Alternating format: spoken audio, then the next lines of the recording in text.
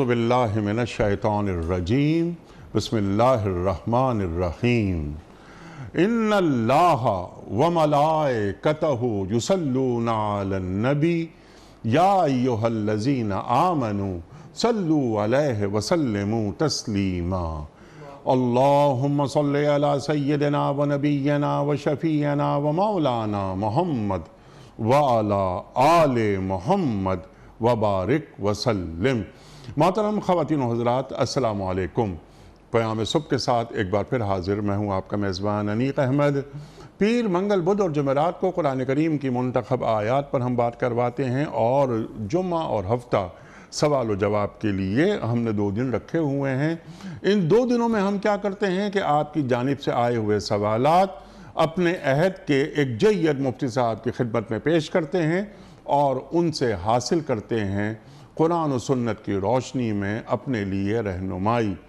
خواتین و حضرات، ہمارے دین کے پاس ہر مسئلے کا حل موجود ہے، بس ایک اہل نظر اور اہل ذکر کی صحبت میں بیٹھنا ضروری ہے۔ کچھ سوالات ہم یہاں پاکستان کے مختلف شہروں میں کھڑے ہو کر تیار کرتے ہیں، یعنی ویڈیو کوئسچنز، وہ بھی ہم رکھتے ہیں مفتی صاحب کی خدمت میں۔ آج کے ہمارے معزز مہمان محترم مفتی منیب الرحمان صاحب۔ خواتین و حضرات، مفتی منیب الرحمان صاحب ہمارے ملک کا ایک جانا مانا نام، ایک محبوب اور مقبول نام، پیام صبح میں تشریف لاتے ہیں اور ہمیشہ ہم مفتی صاحب سے سیکھتے ہیں۔ پروگرام کا آغاز اللہ تعالیٰ کے بابرکت نام سے، سورہ ملک اور آیات 1 اور 2۔ اعوذ باللہ من الشیطان الرجیم بسم اللہ الرحمن الرحیم تبارک الذی بیدہ الملک وہو علی کل شیء قدیر الذي خلق الموت والحياة ليبلوكم أيكم أحسن عملا وهو العزيز الغفور صدق الله العظيم۔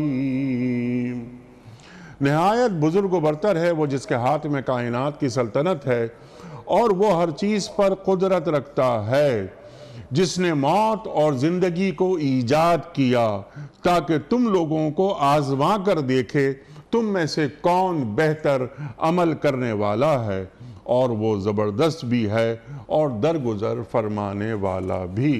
صدق اللہ العظیم۔ محترم مفتی منیب الرحمان صاحب کی خدمت میں آج کے پروگرام کے حوالے سے پہلا سوال رحمت علی صاحب ہیں حیدرآباد سے۔ ان کا سوال یہ ہے کہ مفتی صاحب، ہمارے ہاں اولاد کو عاق کرنے کا رواج ہے، بعض لوگ اس بارے میں اخبارات میں اشتہار بھی شائع کرا دیتے ہیں۔ سوال یہ ہے کہ عاق کرنے کی شرعی حیثیت کیا ہے؟ بسم اللہ الرحمن الرحیم الحمدللہ نحمدہ ونصلی ونسلم علی رسولہ الکریم اللہم صلی سیدنا و مولانا محمد وعلی آلہ وصحبہ اجمعین۔ انیق احمد صاحب، حقوق کے معنی ہیں نافرمانی۔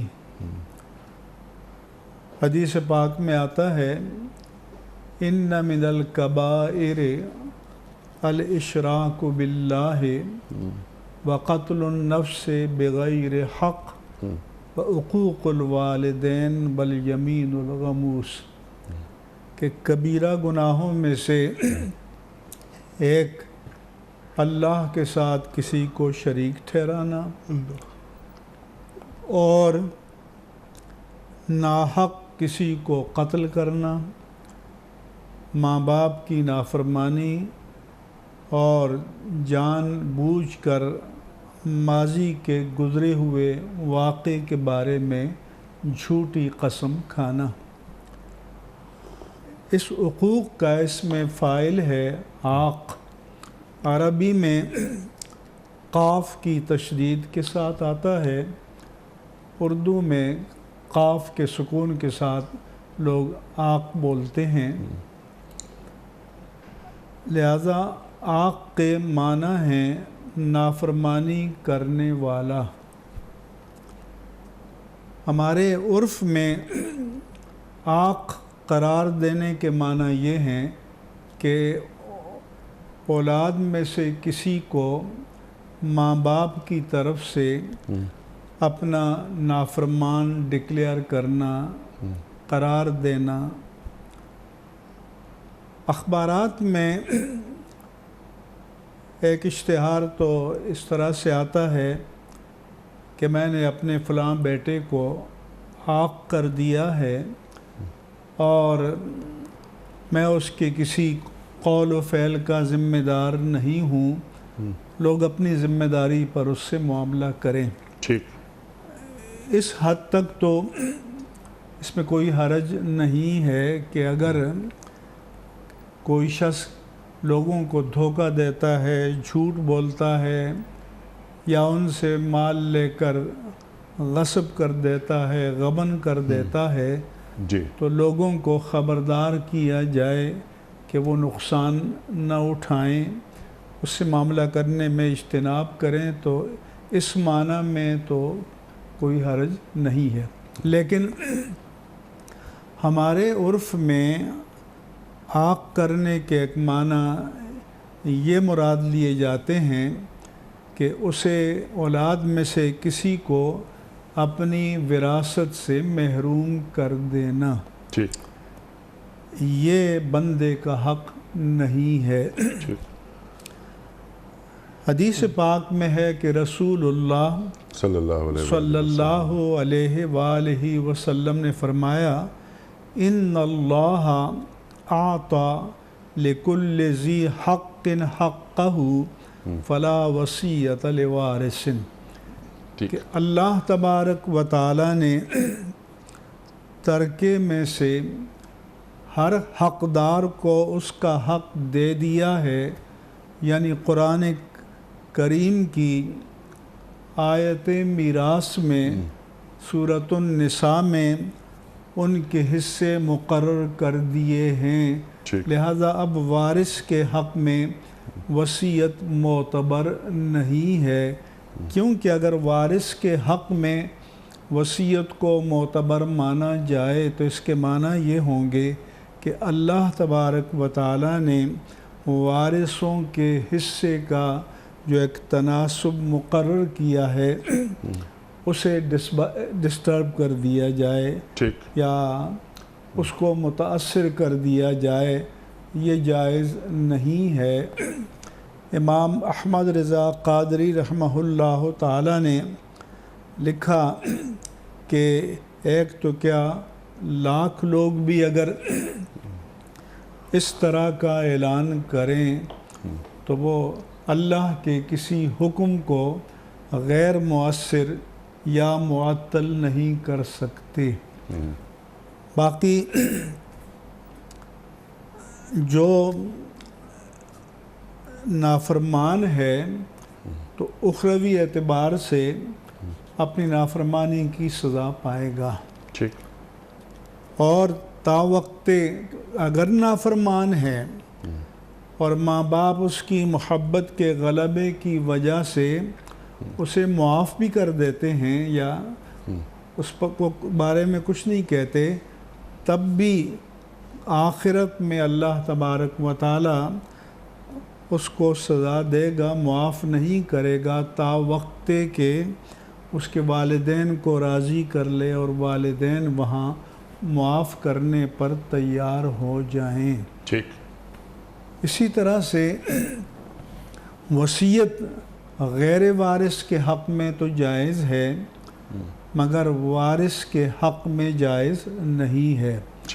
غیر وارث کے حق میں جو وصیت جائز ہے، جو ترکہ یا وہ چھوڑ کر جا رہا ہے مرنے والا یا وفات پانے والا وہ زیادہ سے زیادہ اپنے چھوڑے ہوئے مال کے 1/3 کی حد تک وصیت کر سکتا ہے. اس سے زائد کی اگر وصیت کی تو وہ نل اینڈ وائڈ ہوگی، وہ غیر مؤثر ہوگی اور وہ نافذ العمل نہیں ہوگی.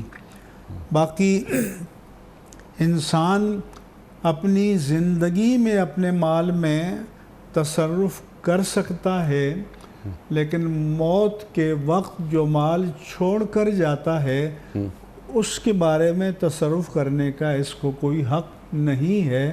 اس کے لیے اللہ تعالیٰ نے اپنے احکام وراثت قرآن کریم میں بیان فرما دیے ہیں، اسی کے مطابق وراثت تقسیم ہوگی. لہذا اگر کوئی عاق کرنے کے معنی یہ لیتا ہے کہ اپنے بیٹے کو اس نے وراثت سے محروم کر دیا تو اس کا اختیار شریعت نے اسے نہیں دیا. یہاں تک کہ ہمارے ہاں یہ بھی ہوتا ہے کہ فلاں میرے جنازے میں شرکت نہ کرے تو اس کا بھی کسی کو حق نہیں ہے. جنازہ عبادت ہے، اللہ کے لیے بندہ پڑھتا ہے، تو جو کسی مسلمان کا جنازہ پڑھنا چاہے اسے جنازہ پڑھنے سے کوئی روک نہیں سکتا. اور اگر کسی مرنے والے نے وصیت بھی کی ہے کہ میرے جنازے میں فلاں شخص شریک نہ ہو تو اس وصیت کا بھی کوئی اعتبار نہیں ہے. کلیئر بات ہو گئی. یعنی عاق نہیں کیا جا سکتا اور وراثت سے محروم نہیں کیا جا سکتا. اب ایک سوال، البتہ نافرمانی کی سزا وہ یقیناً آخرت میں وہ پائے گا.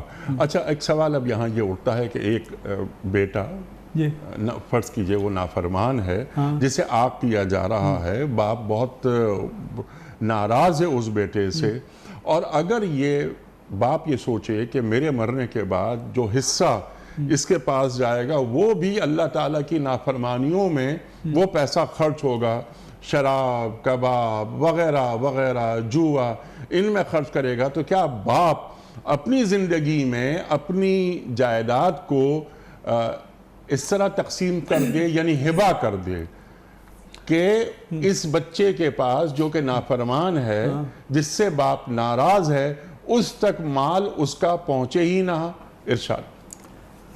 ایسا ہے کہ زندگی میں اگر کوئی شخص اپنا مال اپنی اولاد کے درمیان تقسیم کرنا چاہتا ہے ہبہ کی صورت میں، تو اس کے بارے میں رسول اللہ صلی اللہ علیہ وآلہ وسلم کا فرمان ہے کہ بیٹے اور بیٹیوں کو، بیٹوں اور بیٹیوں کو برابر دے.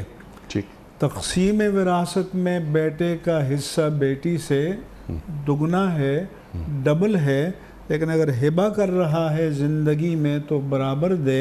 ایک حدیث پاک میں ہے کہ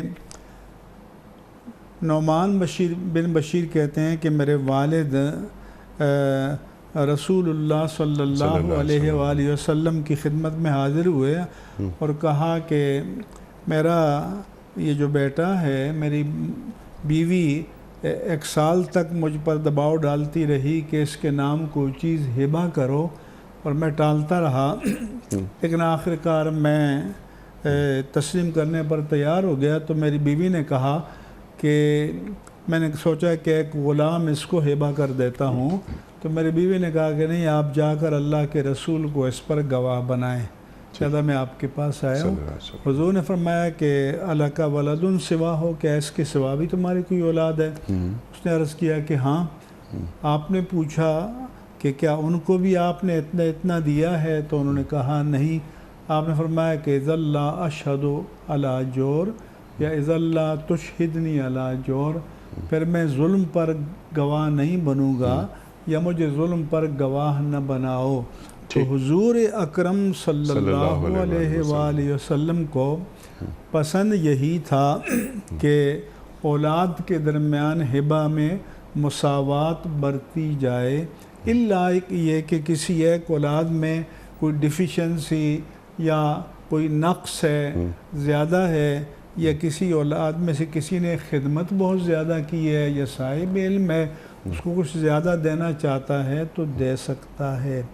اب آپ نے جو سوال کیا کہ ایک آدمی اوباش ہے اور باپ کو پتہ ہے کہ یہ اس کو مال ملے گا تو یہ شراب کباب میں، جوئے میں، غیر شرعی کاموں میں خرچ کرے گا اور وہ زندگی میں اس کو نہ دے تو وہ ایسا کر سکتا ہے زندگی میں، ترجیح تو یہی ہے کہ برابر دے، لیکن اگر کسی کو نہیں دیا یا کسی کو زائد دے دیا تو وہ قانوناً مؤثر ہو جائے گا، قانوناً مؤثر ہو جائے گا۔ ٹھیک، اسی طرح سے جو آپ نے متوجہ کیا تو جو لوگ وصیت کرتے ہیں کہ ہمارے مال کا اتنا حصہ فلاں صدقہ جاریہ میں، مسجد میں، مدرسے میں، ہاسپیٹل میں لگا دیا جائے تو اس حد تک تو ٹھیک ہے، لیکن اگر وہ یہ کہے کہ شراب خانے میں، جوا خانے میں اور اس طرح کے غیر شرعی کاموں میں اگر وہ وصیت کرے گا تو وہاں جو کچھ گناہ ہوگا اس کا وبال اس پر بھی آئے گا۔ بالکل ٹھیک، کلیئر ہو گئی بات۔ محمد طلحہ صاحب ہیں کراچی سے۔ بعض لوگوں کا مفتی صاحب یہ کہنا ہے کہ ہدایت اور دین اسلام کو سمجھنے کے لیے قرآن کافی ہے، ہمیں اس سے باہر ادھر ادھر دیکھنے کی ضرورت نہیں ہے۔ ظاہر ہے اس سے ان کا اشارہ احادیث کی جانب ہوتا ہے اور وہ نہیں چاہتے کہ تمسک بالاحادیث کریں، اس بارے میں آپ کیا فرمائیں گے؟ انیق احمد صاحب، بہت سے لوگ ہیں کہ جو حسبنا کتاب اللہ کی بات کرتے ہیں، لیکن خود اللہ تعالیٰ نے اپنی کتاب قرآن مجید میں جو فرمایا وہ تو یہ ہے کہ انا انزلنا الیک الذکر لتبین للناس ما نزل الیہم، کہ ہم نے آپ کی طرف ذکر یعنی قرآن کریم کو نازل کیا تاکہ جو احکام ان کی طرف نازل کیے گئے ہیں آپ انہیں کھول کر بیان کر دیں۔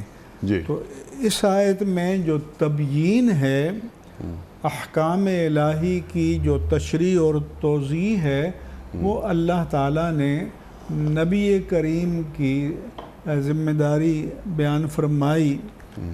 پھر یہ بھی قرآن مجید میں ہے کہ جب وحی ربانی نازل ہو رہی ہوتی تو رسول اللہ صلی اللہ علیہ وآلہ وسلم اس کو جلدی یاد کرنے کے شوق میں زبان کو حرکت دیتے، تو سورۃ القیامہ میں اللہ تعالیٰ نے فرمایا کہ لا تحرک بہ لسانک لتعجل بہ، اے پیارے رسول آپ جلدی یاد کرنے کے شوق میں اپنی زبان کو حرکت نہ دیا کیجئے، اِنَّ عَلَيْنَا جَمْعَهُ وَقُرْآنَهُ، اس پیغام وحی کو آپ کے سینے میں، آپ کے ذہن میں محفوظ کرنا اور آپ کی زبان پر جاری کرنا یہ آپ کا نہیں ہمارا کام ہے۔ فَإِذَا قَرَأْنَاهُ فَاتَّبِعْ قُرْآنَهُ، پس جب ہم پڑھ لیں یعنی ہمارا بھیجا ہوا فرشتہ پڑھ لے تو آپ اطمینان اور قرار و سکون کے ساتھ پڑھ لیا کیجئے۔ ثُمَّ إِنَّ عَلَيْنَا بَيَانَ، پھر اللہ فرماتا ہے کہ اس قرآن کا اور اس وحی ربانی کا بیان بھی ہمارے ذمے ہے۔ تو اس سے معلوم ہوتا ہے کہ اس کا بیان بھی آئے گا۔ اب ظاہر ہے کہ بیان کس پر آئے گا؟ جس پر کلام آیا ہے۔ تو ہم بیان کس سے معلوم کریں گے؟ جس پر کلام نازل ہوا ہے، جو قرآن کریم نے بیان کیا۔ پھر اللہ تعالیٰ نے قرآن مجید میں فرمایا کہ ما آتاکم الرسول فخذوہ وما نہاکم عنہ فانتہوا، جو کچھ تمہیں رسول دیں اسے لے لو، جس سے روکیں رک جاؤ۔ حدیث میں ہے کہ عبداللہ بن مسعود رضی اللہ تعالیٰ عنہ کے پاس ایک خاتون آئی، ام یعقوب ان کا نام تھا، تو انہوں نے ان سے کہا کہ آپ نے یہ حدیث بیان کی ہے کہ لعن اللہ الواشمات والمستوشمات والمتنمسات اور والمفلجات کہ اللہ تعالیٰ نے گودنے والی اور گدوانے والوں، نوچنے والی اور نچوانے والیوں اور آنکھوں کے درمیان جو ہے وہ ایک یعنی کانوں کے درمیان جو ہے وہ تھوڑا سا فصل پیدا کرنے والی اور اللہ کی تخلیق کو بدلنے والیوں پر لعنت فرمائی ہے۔ تو اس خاتون نے کہا کہ یہ آپ کیسے کہتے ہیں؟ تو میں نے تو مابین اللوحین یعنی جو پورا قرآن ہے پڑھا ہے، اور اس قرآن میں تو یہ حکم کہیں بھی نہیں ہے۔ عبداللہ بن مسعود رضی اللہ تعالیٰ عنہ نے فرمایا کہ لو قرأتی ہے، اگر تو نے قرآن کو سمجھ کر پڑھا ہوتا تو تمہیں قرآن میں مل جاتا۔ تو انہوں نے کہا قرآن میں کہاں ہے؟ تو عبداللہ بن مسعود نے فرمایا کہ قرآن میں کہ ما آتاکم الرسول فخذوہ وما نہاکم عنہ فانتہوا، جو تمہیں رسول دیں اسے لے لو، جس سے روکیں اس سے رک جاؤ۔ تو یہ جو اللہ کے رسول نے ان باتوں سے منع کیا ہے تو یہ اتھارٹی آپ کو قرآن ہی نے تو دی ہے۔ سبحان اللہ، سبحان اللہ۔ چنانچہ حضرت عبداللہ بن مسعود کو ان خاتون نے کہا کہ آپ کے گھر والے تو یہ سب کرتے ہیں۔ انہوں نے کہا میرے گھر والی کے پاس چلی جاؤ تو جا کے دیکھ لو، وہ تو یہ نہیں کرتی۔ وہ گئیں اور دیکھا تو انہوں نے کہا کہ ہاں ٹھیک ہے وہ یہ کام نہیں کرتی۔ انہوں نے کہا کہ اگر وہ یہ کر رہی ہوتی تو میں اس کے ساتھ ازدواجی تعلق قائم نہ کرتا۔ پھر رسول اللہ صلی اللہ علیہ وآلہ وسلم نے فرمایا کہ الا وانی اوتیت القرآن ومثلہ معہ، کہ سنو مجھے قرآن دیا گیا ہے اور اس کی مثل بھی اس کے ساتھ دی گئی ہے۔ پھر آپ نے فرمایا کہ یاتی علی الناس زمان، لوگوں پر ایک ایسا دور آئے گا کہ رجل شبان و یسنی علی عریقتہ، کہ ایک پیٹ بھرا شخص مستی کے عالم میں اپنی مسند پر ٹیک لگائے بیٹھا ہوگا اور وہ کہے گا کہ ما احل اللہ فی کتابہ فاحلوا وما حرم اللہ فی کتابہ فحرموا، اللہ نے جس چیز کو اپنی کتاب قرآن میں حلال ڈکلیئر کیا ہے اسے حلال مانو، اور جسے حرام ڈکلیئر کیا ہے اسے حرام مانو۔ تو آپ نے فرمایا کہ انی احرم الحمار الاہلی، اور ایک حدیث میں الحمار الانسی، میں پالتو گدھے کو حرام قرار دیتا ہوں، والبغال، خچر کو حرام قرار دیتا ہوں، وذی ناب من السباع، اور سامنے کے دانتوں سے کچلیوں سے شکار کرنے والے درندوں کو، کتا ہے، بلی ہے، شیر ہے، چیتا ہے، اس طرح کے جانور ہیں، ان کو حرام ڈکلیئر کرتا ہوں۔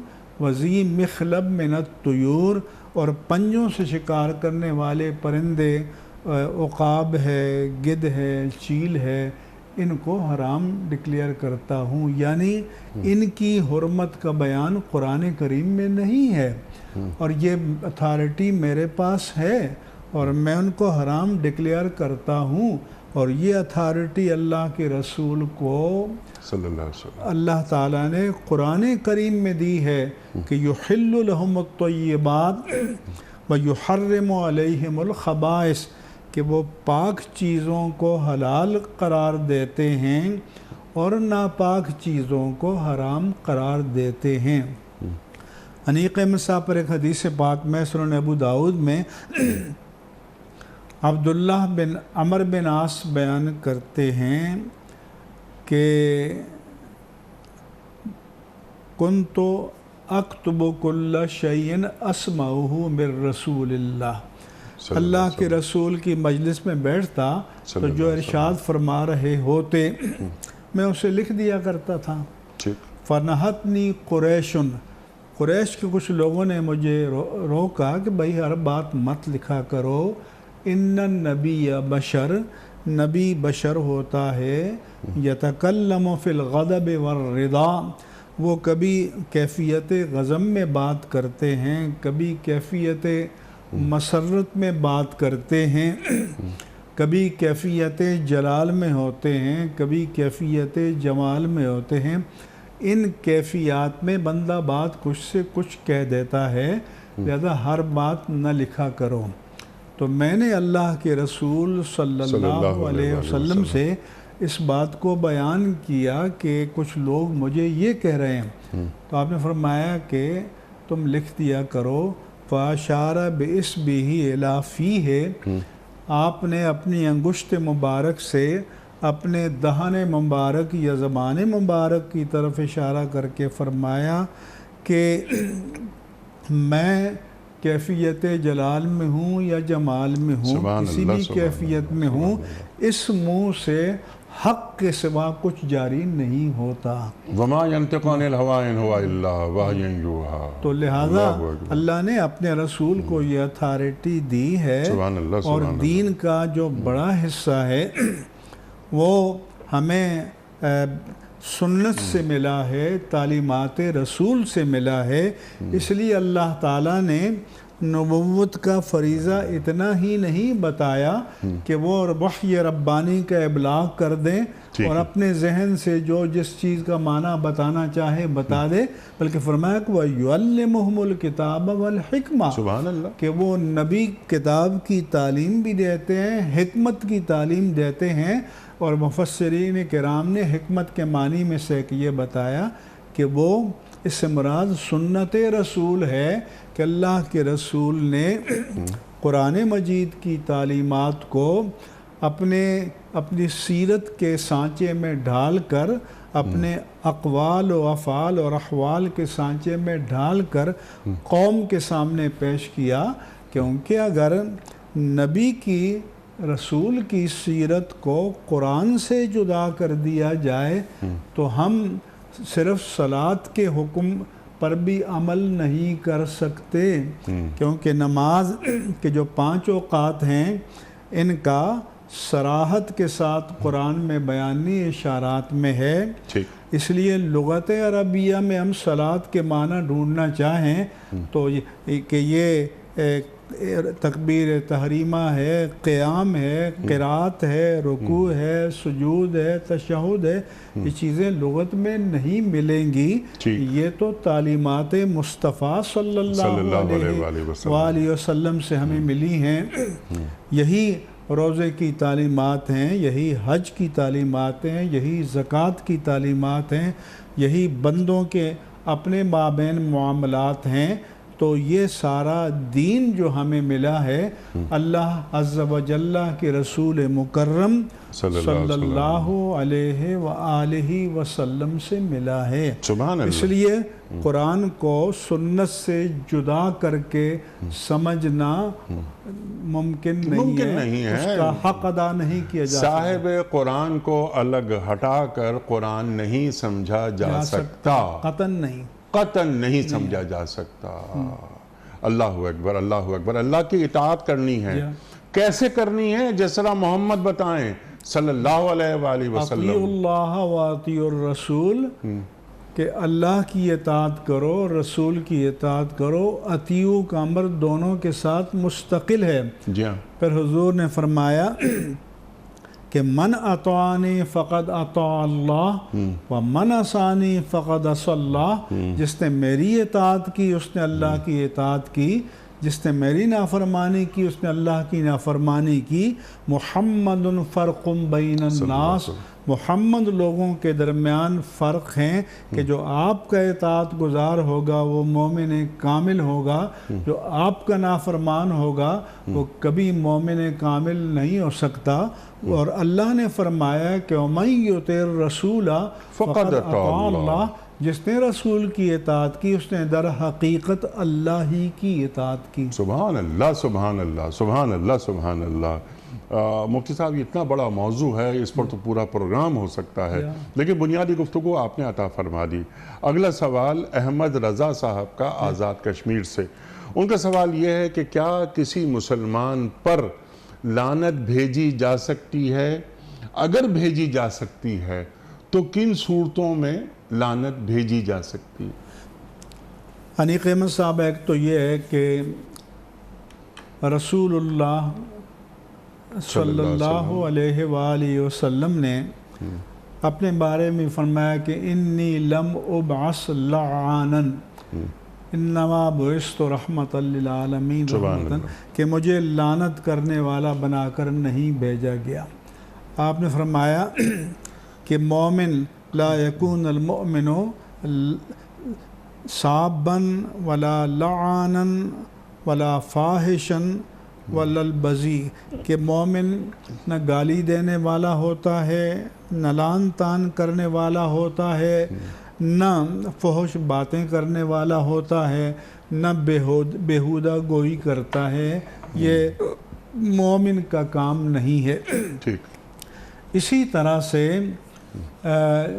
شخصی لعن کرنے کو، کسی معین شخص کا نام لے کر لعن کرنے کو حضور نے پسند نہیں فرمایا۔ حدیث پاک میں فرمایا کہ جو شخص کسی شخص سے معین پر لعنت کرتا ہے، وہ لعنت آسمان کی طرف جاتی ہے تو اس کے دروازوں کو بند پاتی ہے، پھر وہ لعنت زمین کی طرف آتی ہے تو وہاں راستے بند پاتی ہے، پھر وہ دائیں بائیں کی راہ تلاش کرتی ہے تو بند پاتی ہے، پھر وہ اس کی طرف لوٹتی ہے جس کو لعن کی گئی ہے۔ اگر وہ لعنت کا حقدار ہے تو اسے لاحق ہو جائے گی، ورنہ جس نے لعنت کی ہے یہ لعنت اس کی طرف لوٹ آئے گی۔ لعنت کے معنی یہ ہیں کہ یہ دعا کرنا کہ اللہ کسی کو اپنی رحمت سے محروم کر دے۔ چنانچہ حدیث پاک میں بلکہ قرآن مجید میں بھی بعض افعال کرنے والوں پر لعنت کی گئی ہے، جیسے ان الذین یکتمون ما انزلناہ من البینات والہدی من بعد ما بیناہ للناس فی الکتاب، کہ ہم نے جو ہدایت کی باتیں نازل کی ہیں جو اس کو چھپاتے ہیں بعد ازاں کہ ہم نے اپنی کتاب میں ان کو کھول کر بیان کر دیا ہے۔ فَأُولَئِكَ يَلْعَنُهُمُ اللَّهُ وَيَلْعَنُهُمُ اللَّاعِنُونَ، یہ وہ لوگ ہیں کہ جن پر اللہ لعنت کا فرماتا ہے اور لعنت کرنے والے لعنت فرماتے ہیں۔ تو آپ نے کتمان حق کرنے والوں پر لعنت فرمائی۔ لُعِنَ الذین کفروا من بنی اسرائیل علی لسان داؤد و عیسی ابن مریم، کہ بنی اسرائیل پر لعنت کی گئی کہ حضرت داؤد علیہ السلام کی زبانی اور حضرت مسیح ابن مریم کی زبانی، کیونکہ وہ اللہ کے احکام کی نافرمانی کرتے تھے، حد سے تجاوز کرتے تھے۔ اسی طرح سے اور حد سے تجاوز کرنے والوں کو نہیں ٹوکتے تھے، اللہ اکبر، ان کو روکتے بھی نہیں تھے۔ اسی طرح سے نبی کریم صلی اللہ علیہ وسلم کہ لعنہ السارق یسرق بیضۃ، کہ چور پر اللہ کی لعنت ہو کہ انڈا چوری کرتا ہے، فتقطع یدہ، کہ اس کا ہاتھ کاٹ دیا جاتا ہے۔ لعن اللہ السارق یسرق الحبل، کہ وہ کوئی قیمتی رسی چوری کرتا ہے تو اس کا ہاتھ کاٹ دیا جاتا ہے۔ تو آپ نے سارق پر لعنت فرمائی اس وصف کے ساتھ، لیکن شخص سے معین پر لعنت نہیں فرمائی۔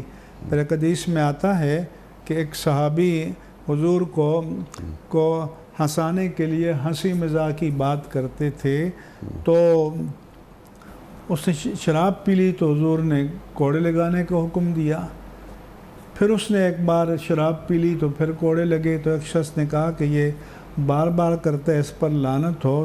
حضور نے کہ لعنت نہیں کرو، کہ میں اتنا جانتا ہوں کہ انی یحب اللہ و رسولہ، کہ اللہ اور اس کے رسول سے محبت کرتا ہے۔ یعنی ایک آدمی گناہگار ہو سکتا ہے لیکن محب اللہ اور محب رسول بھی ہو سکتا ہے، تو معین طور پر اس پر لعنت نہ کرو۔ حدیث پاک میں آتا ہے کہ من اخاف اہل المدینۃ ظلما کہ جو اہل مدینہ پر کو ظلمن ڈرائے گا اخافہ اللہ یوم القیامہ، قیامت کے دن اللہ اسے خوف میں مبتلا کرے گا اور پھر اس پر اللہ اور سب لوگوں کی لعنت ہو۔ تو اس طرح سے آپ نے بعض وصف کرنے والوں پر لعنت فرمائی، لیکن شخص معین کے طور پر لعنت کرنے والے کو حضور نے پسند نہیں فرمایا۔ ہاں یہ کہیں کہ چور پر لعنت ہو، قاتل پر لعنت ہو، زانی پر لعنت ہو، بدکار پر لعنت ہو یا منکرین پر لعنت ہو، تو یہ اس کا جھوٹوں پہ لعنت ہو، جھوٹوں پہ لعنت ہو بالکل، لیکن ایک شخص کو متعین کر کے اس پر لعنت نہیں بھیجنی چاہیے، پسند نہیں فرمایا، پسند نہیں فرمایا گیا۔ مفتی صاحب بہت ساری باتیں اس ذیل میں ہو سکتی ہیں، لیکن میں چاہتا ہوں کچھ ویڈیو کوئسچنز آپ کی خدمت میں رکھیں۔ پہلا سوال مفتی صاحب کے لیے۔ السلام علیکم مفتی صاحب۔ مفتی صاحب میرا سوال آپ سے یہ ہے کہ ہم مسجد کی چھت پر نماز ادا کر سکتے ہیں؟ برائے مہربانی اس کا مجھے جواب دے دیجیے گا پلیز۔ جناب والا، مسجد کی چھت پر نماز ادا کریں گے تو نماز ہو جائے گی۔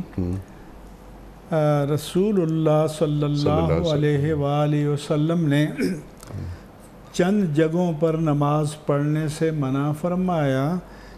ایک فرمایا کہ مجزرہ قربان گاہ، کیونکہ وہاں خون وغیرہ ہوتی ہے، جہاں جانوروں کو ذبح کرتے ہیں، مذبح ہے جس کو بچری کہتے ہیں، تو وہاں ذرا خون ہے، ناپاکی ہوتی ہے۔ اسی طرح سے مزبلہ، جہاں کوڑے کا ڈھیر ہے یا جہاں جانوروں کو باندھا جاتا ہے تو ان کا لید، پیشاب، گوبر وغیرہ ہوتی ہے۔ وقاریۃ الطریق، یا شارع پر نماز پڑھنے سے منع فرمایا کہ یہ لوگوں کے چلنے میں رکاوٹ کا سبب بنتی ہے۔ وفوق بیت اللہ، اور بیت اللہ کی چھت پر نماز پڑھنے سے منع فرمایا۔ یہ جو باقی جگہیں ہیں ان میں تو یہ ہے کہ نماز کی شان کے منافی ہیں۔ نماز کے لیے جس طرح سے بندے کا جسم پاک ہونا چاہیے، لباس پاک ہونا چاہیے، جس جگہ نماز پڑھ رہا ہے وہ جگہ بھی پاک ہونی چاہیے۔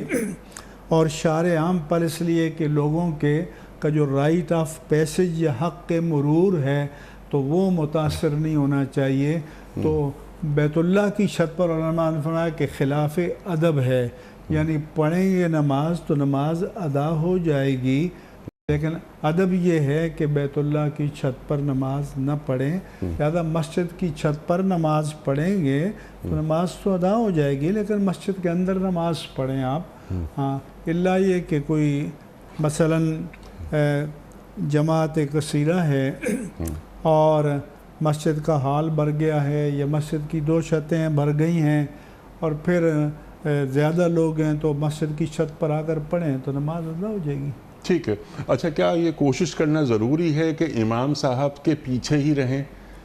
ہاں بالکل، جہاں بھی کھڑے ہوں تو امام سے پیچھے کھڑے ہوں۔ جی، امام سے آگے کھڑے ہوں گے تو پھر نماز ادا نہیں ہوگی، یہاں تک کہ بیت اللہ میں جہاں امام کھڑا ہوتا ہے بیت اللہ کے سامنے، تو وہاں تو ارد گرد صف بنتی ہے، لیکن ہر پہلی صف کا فاصلہ بیت اللہ کی دیوار سے اتنا ہونا چاہیے کہ جتنا امام کا ہے، بلکہ اس کے قدم پیچھے کھڑا ہونا چاہیے ان کو۔ سبحان اللہ، سبحان اللہ، کلیئر۔ اگلا سوال مفتی صاحب کے لیے۔ مفتی صاحب میرا سوال یہ ہے کہ کیا نام سے انسان کی شخصیت پر اثر پڑتا ہے، اور بعض لوگ اپنے بچوں کا نام جس کے معنی اچھے بھی ہوتے ہیں تبدیل کر دیتے ہیں، کیا یہ درست ہے؟ نام کے اثرات شخصیات پر ارشاد۔ ایک حدیث پاک سے تو معلوم ہوتا ہے کہ صحابی بیان کرتے ہیں کہ میرے والد نے میرا نام حزن رکھا، ٹھیک، تو اس کے معنی سخت کے ہوتے ہیں. تو حضور کے پاس آئے تو حضور نے فرمایا کہ یہ نام بدل دو، سہل رکھ دو، جس کے معنی نرمی کے ہیں. ٹھیک. تو انہوں نے کہا کہ ما انا مغیرن اسمی سماہ ابی، کہ میرے باپ نے جو نام رکھا ہے میں اس نام کو نہیں بدلوں گا. لیکن پھر بعد میں کہنے لگے کہ پھر ہمارے خاندان میں جو شدت ہے مزاج میں وہ چلی آ رہی ہے. تو اس سے معلوم ہوتا ہے کہ نام کا کوئی نہ کوئی اثر ہو سکتا ہے، ضروری نہیں کہ ہو ہمیشہ. اسی طرح سے جب صلح حدیبیہ ہو رہی تھی تو کفار کی طرف سے سفارتی نمائندہ بن کر جو شخص آیا اس کا نام تھا سہیل بن عمر. جی. تو جب وہ سفارتی نمائندہ بن کر آئے اور اس کا نام معلوم کیا گیا تو انہوں نے بتایا کہ اس کا نام سہیل ہے. تو آپ نے صحابہ کرام سے اس کو نیک فعل کے طور پر لیا کہ سہل اللہ امرکم، اللہ نے تمہارے معاملے کو تمہارے لیے آسان کر دیا ہے. تو بعض اوقات نبی کریم صلی اللہ علیہ وآلہ وسلم جو ہے وہ صحابہ یا صحابیات کا نام بدل دیتے تھے. تو اس لیے ہم کہتے ہیں کہ نام اچھا رکھنا چاہیے، بامعنی نام ہونا چاہیے. اور البتہ اگر نام جو ہے بزرگان دین کے نام پر ہے، انبیاء کرام کے نام پر ہے، صحابہ کرام یا صحابیات کے نام پر ہے، تو پھر وہاں نسبت کا اعتبار ہوتا ہے، معنی کا اعتبار نہیں ہوتا. سبحان اللہ. تو لیکن یہ اچھی بات ہے کہ اچھا اور بامعنی نام رکھنا چاہیے. سبحان اللہ سبحان اللہ. اور جو بہترین نام سرکار دو عالم صلی اللہ علیہ وآلہ وسلم نے تعلیم فرمائے ہیں وہ عبداللہ اور عبد الرحمن ہیں. حارث اور حمام فرمایا کہ ان احب الاسماء الی اللہ عبداللہ و عبد الرحمن، کہ اللہ کو جو نام پسند ہے عبداللہ اور عبد الرحمن ہیں، اور حضور نے جو نام پسند کیے حارث اور حمام ہیں، تو پسندیدہ نام رکھنے چاہیے. سبحان اللہ سبحان اللہ. اور صحابیات کے ناموں پر بچیوں کے نام رکھے جائیں، لیکن آج کل ایک کریز آ گیا ہے کہ نیا نام. اچھا بہت سارے نام محمل ہیں، محمل نام، بے معنی نام، لا یعنی نام. اللہ لیکن وہ یہ چاہتے ہیں کہ بھئی ایسا کوئی نام ہو کہ آدم علیہ السلام سے لے کر آج تک کسی کا نہ ہو. بس یہ تو اس لیے یہ کہنا چاہیے کہ اچھا نام ہو، بامعنی نام ہو. جی ہاں. اب تو لڑکی کا نام ملائکہ رکھ دیتے ہیں، جی ہاں. لڑکے کا نام لوگ تو سروش رکھتے ہیں، لیکن یہ سین اور را کے پیش کے ساتھ سروش ہے، فرشتے کو کہتے ہیں فارسی میں، تو لوگ رکھ لیتے ہیں. جی ہاں بالکل. بہت سارے نام عجیب مثالیں ہیں. اب یہ ایک نام ہم نے سنا ابھی ابیہا. ابھی ابیہا یعنی باپ کی. ابھی ابیہا یہ کیا نام ہوا؟ محمل نام. تینا ہے اور پتہ نہیں رینا ہے اور نہ جانے کیا. اچھا پھر یہ کہ کچھ نام ہندوستان سے آ جاتے ہیں، ان ناموں کو لے لیا جاتا ہے جو ہندوستان کی فلموں میں ہوتے ہیں. اس کو لا حول ولا قوت الا باللہ، استغفر اللہ. تو یہ ہماری ذہنی غلامی کی دلیل ہے جی کہ ہم بجائے اس کے کہ اسلامی اقدار، علامات، شعار اور ناموں کو پسند کریں، ہم ہندو فلموں سے لے کر ہندوانہ ناموں کو پسند کر لیتے ہیں. اللہ اکبر اللہ اکبر. صحابہ صحابیات اللہ اکبر، ان کے نام، انبیاء کے نام جیسا آپ نے فرمایا، انبیاء کے جو اسماء گرامی ہیں ان کو لیا جائے. بہت ساری باتیں ہو سکتی ہیں، لیکن میں چاہتا ہوں کم از کم ایک سوال اور رکھوں آپ کی خدمت میں آج کے پروگرام کے حوالے سے. جناب والا السلام علیکم مفتی صاحب. جی میرا نام شوکت ہے. میں آپ سے ایک سوال کرنا چاہ رہا ہوں. وہ یہ ہے کہ اگر کوئی شخص ڈاکٹر کے پاس سے دانت یا داڑھ اپنی نکلواتا ہے اور اس وہاں سے خون رس رہا ہوتا ہے، تو کیا اس دوران وہ نماز کا ٹائم ہو جاتا ہے، تو کیا وہ نماز پڑھ سکتا ہے یا نہیں؟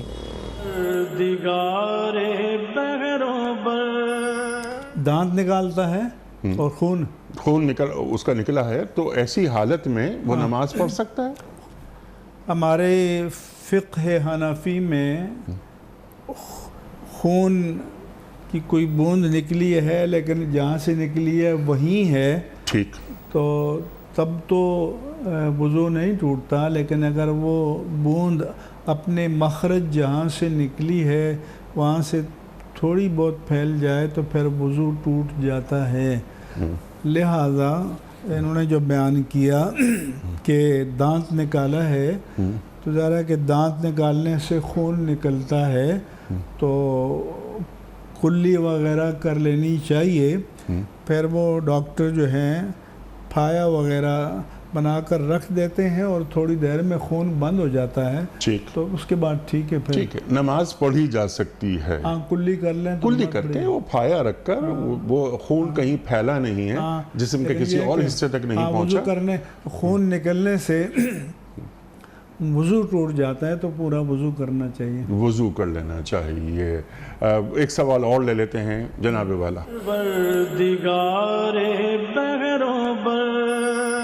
السلام علیکم مفتی صاحب، میرا سوال یہ ہے کہ سفر میں قصر نماز ادا کی جاتی ہے، مگر جب لوگ عمرے پہ جاتے ہیں تو وہ پوری نمازیں ادا کرتے ہیں، تو کیا یہ ٹھیک ہے یا ان کو قصر نمازی ادا کرنی چاہیے؟ شکریہ۔ ارشاد۔ ایسا ہے کہ اگر اتنا سفر ہے کہ مسافت شرعی کے مطابق ہے تو پھر قصر نماز پڑھیں گے۔ مثلا ہم عمرے پہ گئے اور مکہ مکرمہ میں ہمارا قیام 3 دن ہے، 5 دن ہے، 7 دن ہے، 10 دن ہے، 2 ہفتے سے کم ہے، تو ہم اس دوران میں قصر نماز پڑھیں گے، الا یہ کہ ہم امام کی پیچھے نماز پڑھیں اور امام مقیم ہے تو اس کی اتباع میں ہم پوری نماز پڑھیں گے، اور اگر انفرادی نماز پڑھ رہے ہیں یا خود کچھ لوگوں کی امامت کر رہے ہیں تو ہم قصر نماز پڑھیں گے، اور اگر وہاں ہمارا قیام 2 ہفتے یا زائد ہے تو پھر کہیں پر بھی ہو سفر کر رہے ہیں تو پھر پوری نماز پڑھی جائے گی۔ ضمناً یہ بھی بتا دوں کہ اگر حالت اقامت میں گھر پر رہتے ہوئے نماز قضا ہوئی ہے اور آپ سفر کے دوران اس نماز کی قضا پڑھنا چاہتے ہیں تو پوری پڑھیں گے، اور سفر کے دوران نماز قضا ہوئی ہے جو آپ نے قصر پڑھنی تھی نہیں پڑھ سکے تو گھر آ کر جب قضا کریں گے تو قصر ہی کریں گے۔ ٹھیک، کلیئر۔ مفتی صاحب آپ کا بہت شکریہ، بڑا ممنون آپ تشریف لائے اور مختلف سوالات کے شافی جوابات قرآن و سنت کی روشنی میں آپ نے عطا فرمائے۔ خواتین و حضرات، ہمارے علماء کو اللہ سلامت رکھے، تشریف لاتے ہیں، ہماری علمی کمی کو دور فرما دیتے ہیں۔ وقت مکمل ہوا ہمارے آج کے پروگرام کا۔ آپ اور ہم جانتے ہیں کہ پیام صبح کا اختتام ہوتا ہے روزانہ ایک قول پر، اور وہ قول ہوتا ہے صاحب نہج البلاغ امیر المومنین حضرت علی مرتضیٰ کرم اللہ وجہہ کا۔ آپ فرماتے ہیں کہ گفتگو دوا کے مانند ہے جس کی قلیل مقدار فائدہ دیتی ہے اور زیادہ مقدار قتل کر دیتی ہے۔ گفتگو دوا کے مانند ہے جس کی قلیل مقدار فائدہ دیتی ہے اور زیادہ مقدار قتل کر دیتی ہے۔ سبحان اللہ، سبحان اللہ۔ اپنے میزبان انیق احمد کو کل تک کے لیے اجازت دیجیے۔ خدا حافظ۔